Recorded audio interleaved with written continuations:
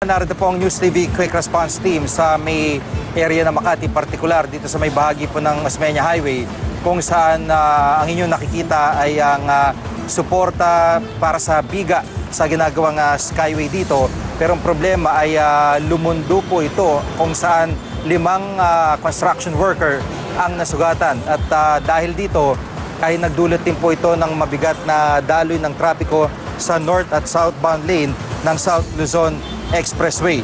At iniimbestigahan na nga po ng DMCI Incorporated ang paglundo ng isang bahagi ng ginagawang Skyway Extension Project dito sa kahabaan ng Osmeña Highway. Bandang alas 9:30 ng umaga kanina nang lumundo ang rebar cage na kinakapitan ng mga bakal at semento.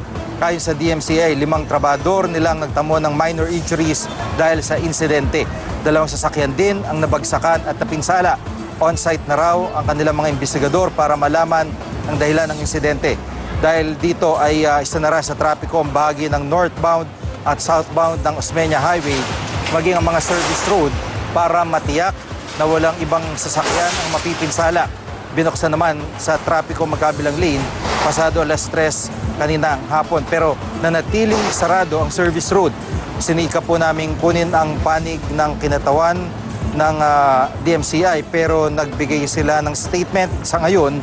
Nakatutok daw sila sa clearing operations at tumiri sila ng paumanhin sa mga naperwisyo ng insidente.